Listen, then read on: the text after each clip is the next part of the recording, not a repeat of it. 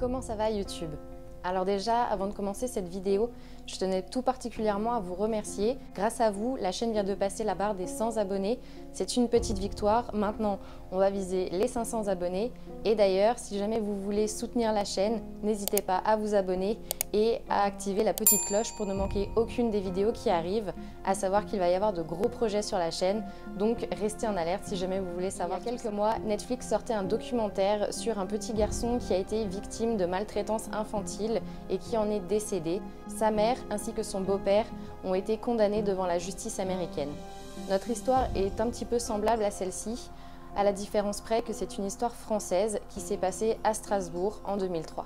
C'est un sujet qui est assez grave, il va donc y avoir quelques détails. Si jamais vous êtes sensible à ce genre de sujet, je vous invite à quitter la vidéo et on se revoit une prochaine fois. Quant à ceux qui restent, je vous souhaite un bon visionnage.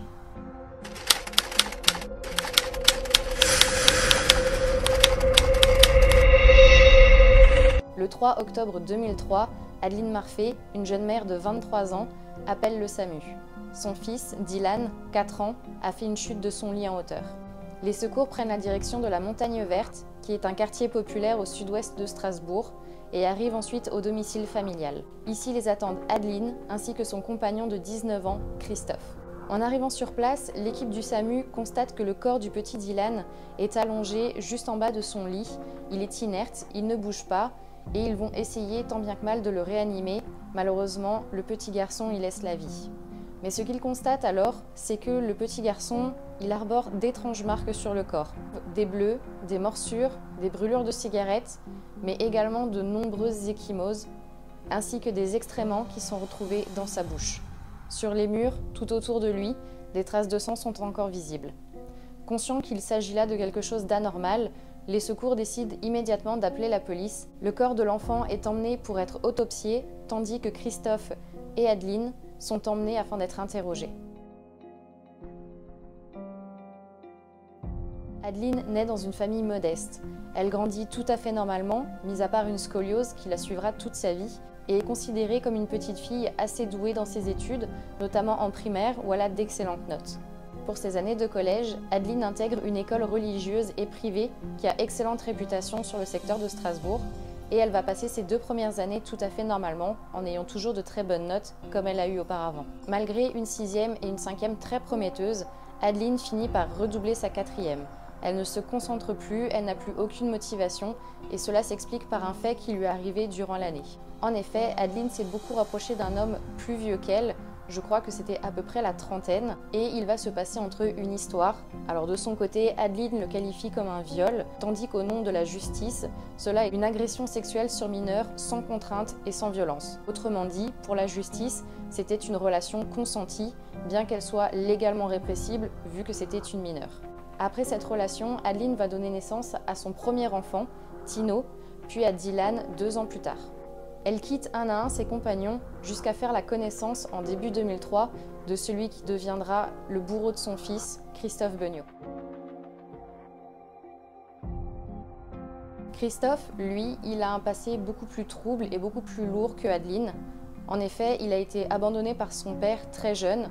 Il a ensuite vécu avec un autre homme qui l'a élevé, mais qui était la plupart du temps absent. Et il a ensuite été reconnu par un 3e individu. De plus, ses relations avec sa mère sont extrêmement conflictuelles. Ils sont soit fusionnels, soit vraiment en train de se disputer, ce qui fait que leur relation se dégrade au fur et à mesure. D'ailleurs, sa mère ne va pas hésiter à le mettre dehors alors qu'il n'est seulement âgé que de 10 ans, avant de finalement le faire réintégrer le domicile familial.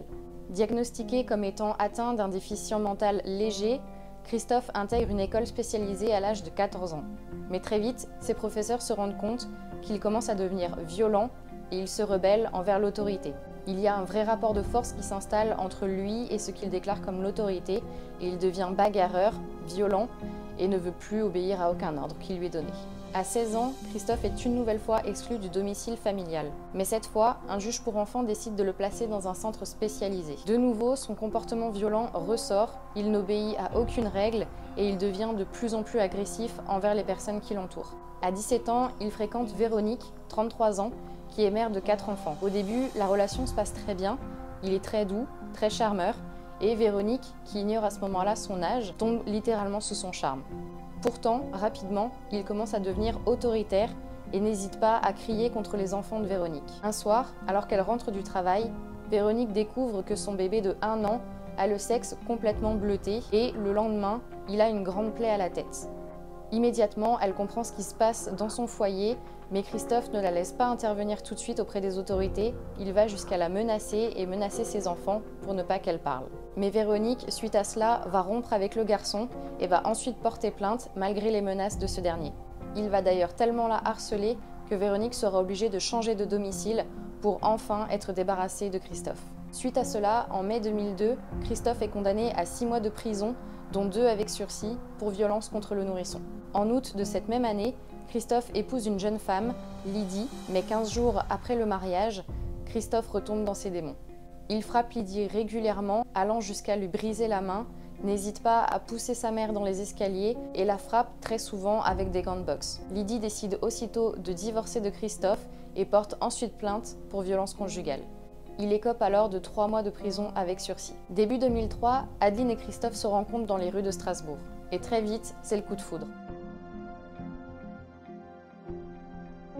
Adeline tombe immédiatement sous le charme de Christophe, puisqu'avec elle et ses enfants, Tino et Dylan, il est doux, attentionné et charmeur.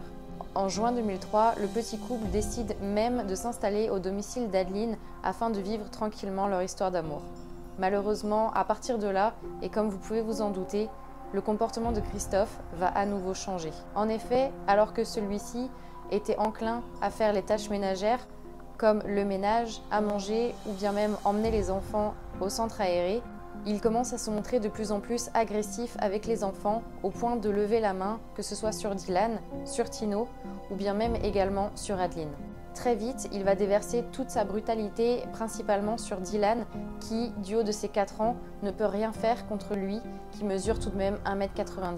Il va profiter du fait qu'Adeline soit au travail pour lever la main de plus en plus régulièrement sur eux et il va inventer des punitions toutes plus atroces les unes que les autres. Un exemple qui a été donné, il faisait s'accroupir Dylan, les mains derrière le dos, au-dessus d'un stylo qui était pointé en direction de son anus afin qu'il ne puisse jamais se reposer et qu'il reste tendu comme ça jusqu'à ce que Christophe décide que c'était assez.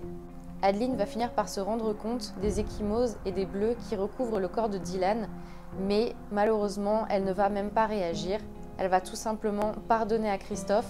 Pour elle, peut-être que c'était tout simplement un écart de comportement.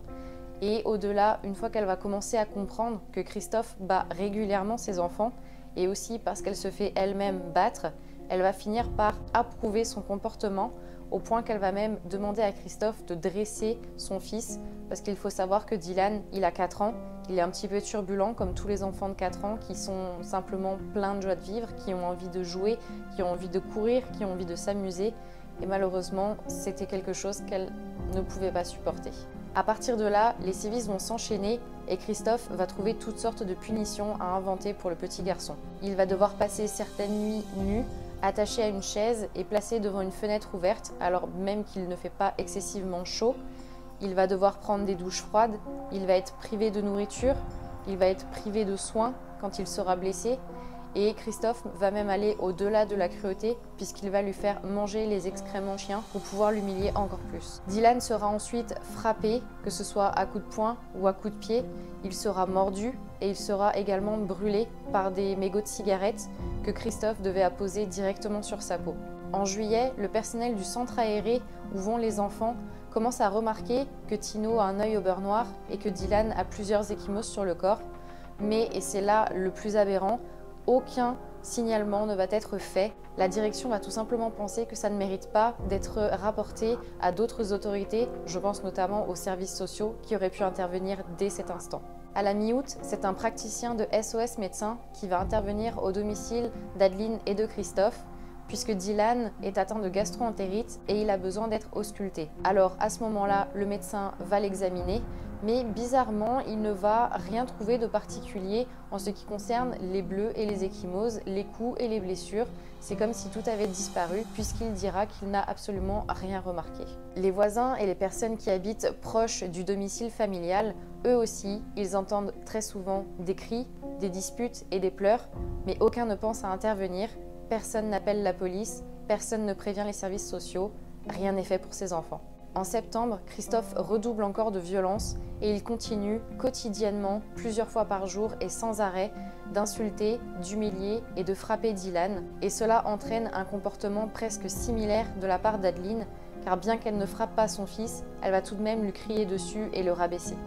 À la fin du mois, Adeline va même jusqu'à enlever Dylan de l'école, puisque sa maîtresse a commencé à s'apercevoir que le garçon avait des bleus un petit peu partout sur le corps, et pour éviter les questions gênantes, elle décide de lui faire arrêter l'école. Pourtant, cela va commencer à mettre la puce à l'oreille aux services sociaux et ils vont envoyer une personne, une assistante sociale, au domicile d'Adeline et de Christophe afin de pouvoir parler un petit peu avec la famille et également voir l'état de santé de Dylan. Alors qu'elle se présente au domicile du couple, Adeline, en voyant cette personne sur le pas de sa porte, va tout simplement décider de ne pas lui ouvrir et de ne pas révéler l'atroce situation dans laquelle se trouve son enfant. Un rendez-vous est officiellement fixé le 7 octobre 2003. Malheureusement, Dylan ne survivra pas jusque-là. 3 jours plus tard, le 3 octobre 2003, il perd la vie sous la violence des coups qui lui sont infligés. L'autopsie révèle que le petit garçon est décédé des suites d'une multitude de lésions traumatiques ainsi que d'un éclatement du pancréas. Donc ce qu'il faut savoir, c'est que le pancréas, c'est quand même assez dur comme organe et qu'il faut énormément de puissance pour pouvoir le percer et que c'est une mort assez lente et assez douloureuse. Durant les derniers mois de sa vie, Dylan ne se sera pourtant jamais plaint. Il aura subi les coups de son beau-père, les cris de sa mère, mais également l'incapacité des autres personnes à intervenir pour lui. Quelques heures avant qu'il ne décède, Dylan, qui est en train de mourir lentement de son hémorragie pancréatique, va aller voir sa mère et essayer de la retenir en lui demandant tout simplement si elle pouvait rester avec lui un petit peu plus longtemps plutôt que d'aller à son travail. Mais Adeline refuse et à ce moment-là, Dylan va tout simplement l'embrasser en lui disant un simple « je t'aime ». Le procès est particulièrement éprouvant pour la famille et notamment pour les grands-parents de Dylan qui ne comprennent ni la brutalité et l'acharnement dont a fait preuve Christophe, ni le silence dans lequel s'est murée Adeline. Alors les deux commencent à nier la vérité, ils essayent de s'accuser l'un et l'autre, de rejeter la faute sur l'autre, mais ils finissent tout de même par avouer devant l'accumulation de preuves qui a été obtenue. Christophe, alors âgé de 21 ans au moment de son procès, est condamné le 31 mars 2006 à la réclusion criminelle à perpétuité pour torture et actes de barbarie ayant entraîné la mort sur un mineur de moins de 15 ans. En premier lieu, Adeline est condamnée à 17 ans de réclusion criminelle pour privation de soins et privation d'aliments suivie par la mort, mais elle va décider de faire appel. Pour justifier cet appel, voici ce qu'elle dit. « J'ai écopé d'une condamnation trop dure. Je voudrais une peine plus juste pour la mémoire de Dylan. Je suis innocente des faits et coupable de mon silence. Je ne l'ai jamais nié. » C'est ainsi qu'en 2008, Adeline a eu droit à un nouveau procès, mais bien qu'elle ait tout tenté pour essayer d'émouvoir le jury, celui-ci se montrera encore plus dur que lors de son premier procès, en fixant un total de 20 ans de réclusion criminelle, soit 3 ans de plus que la condamnation précédente. Alors voilà, cette histoire est terminée. N'hésitez pas à me dire ce que vous en avez pensé en commentaire. Je trouve que c'est une histoire vraiment qui est horrible.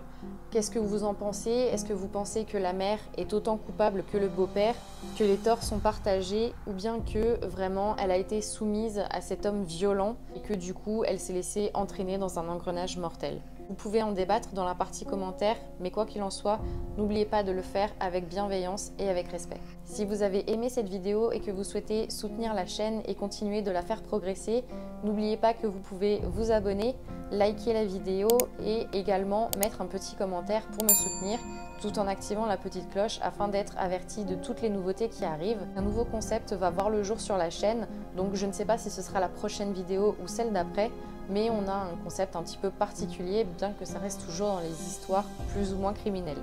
On va juste rajouter un petit peu de paranormal à tout ça. Sur ce, je vous dis à bientôt pour la prochaine vidéo. Portez-vous bien. Salut! It's 5:50 something and I feel so empty inside. The sun is going down, the sky